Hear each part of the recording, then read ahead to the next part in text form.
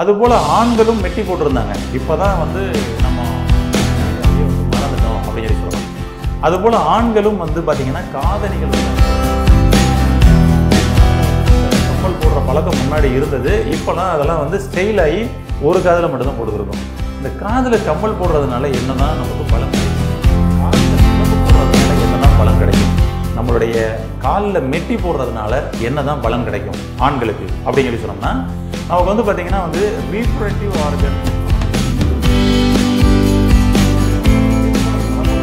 நம்மளுடைய காலில் அந்த கணுக்கால் ஏரியாவில் தான் வந்து முடிவடையுதுங்க. நம்முடைய கணுக்கால் ஏரியாவில் முடிவடையக்கூடிய இந்த நரம்புகள் மூலமாக தூண்டுதல் கொடுக்கப்படும் பொழுது ரீப்ரொடக்டிவ் சிஸ்டம் வந்து பார்த்திங்கன்னா ரொம்ப சூப்பராக வந்து ஒர்க் ஆகும். அப்போ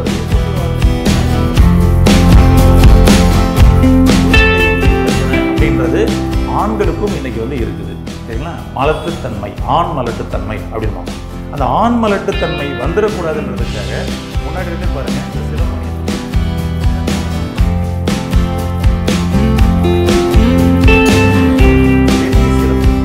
தான் அணிவாங்க குளிர்ச்சி அடைவதற்காக.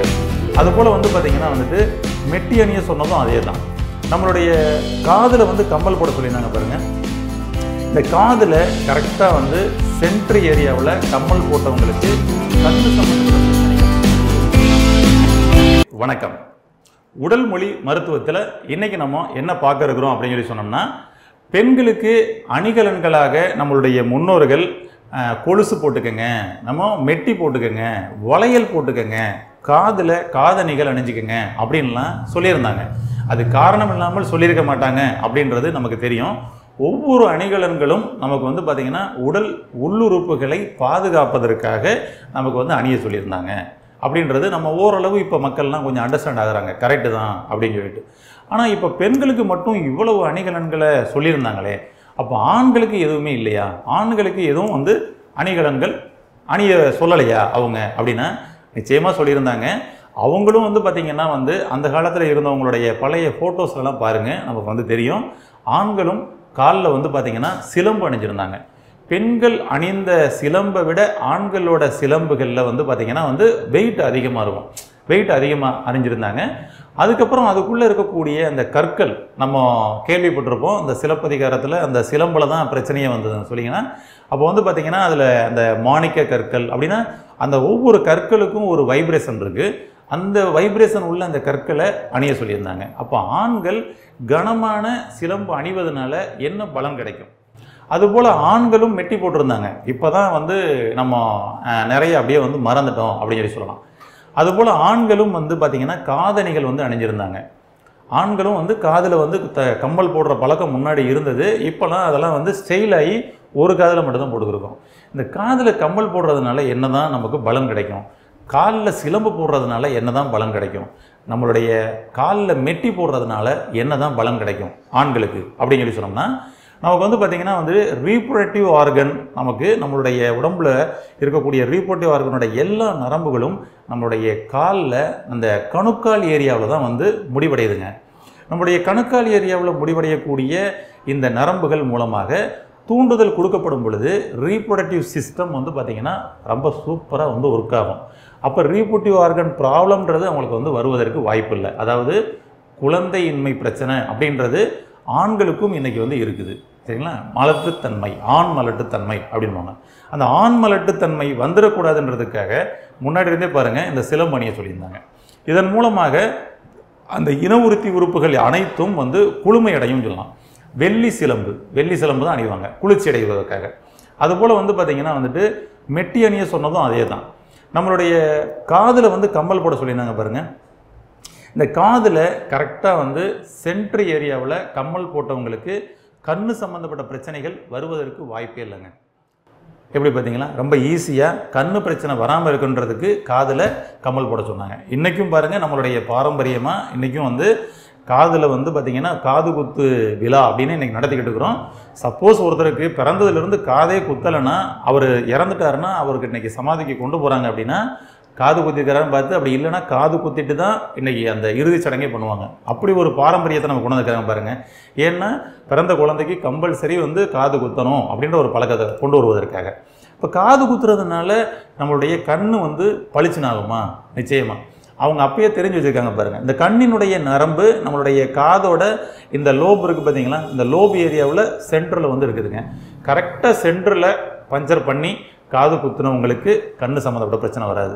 அப்போ பாருங்கள், இதில் வெயிட்டான தோடு போட ஆரம்பித்தாங்க, தண்டட்டி மாதிரி போட ஆரம்பித்தாங்க, தொங்குற தோடு. நம்ம நிறைய பழைய பாட்டிமார்கள்லாம் பார்க்கலாம், தண்டட்டி போட்டிருப்பாங்க. யாராவது கண்ணாடி போட்டிருந்தாங்களா பார்த்தீங்களா? இந்த இடத்துல நல்ல கம்மல் சென்டராக போட்டவங்க, நல்ல தண்டட்டி நல்ல கனமாக போட்டவங்க கண்ணு பிரச்சனை வருவதற்கு வாய்ப்பு இல்லை, கண்ணாடி போடுறதுக்கு வாய்ப்பு இல்லை. அதுபோல் ஆண்களும் அந்த கம்மல் போட்டிருந்தாங்க. இன்றைக்கி நம்ம செயலுக்காக குத்திக்கிறோம். ஓகேங்களா? அப்போ இது போக குறிப்பாக இன்னொன்று வந்து பார்த்திங்கன்னா, இடுப்பு பகுதியில் அருணா கயிறு வந்து நம்மளை வந்து போட சொல்லியிருந்தாங்க. இந்த இடுப்பு பகுதியில் போடக்கூடிய அருணா கயிறு பாருங்கள், அவங்களுக்கு ஹெரனியா பிரச்சனை வர்றதுக்கு வாய்ப்பு இல்லை. பாருங்கள், எல்லாமே அப்பயே வந்து பிளான் பண்ணி நம்மளை வந்து கடைபிடிக்க வச்சுருக்காங்க பாருங்கள். அப்போ இடுப்பு கயிறு வந்து போடுறதுனால ஹெரனியா வர்றதுக்கு வாய்ப்பு இல்லை. ரீப்ரொடக்டிவ் சிஸ்டம் அங்கே என்ன பண்ணுவோம்? வெள்ளியில் அந்த அருணா கயிறு போடுவோம். ரீப்ரொடக்டிவ் சிஸ்டம் குளுமை அடைவதற்கு வெள்ளியில் அந்த இடத்துல அருணா கயிறு போட சொல்லியிருந்தாங்க.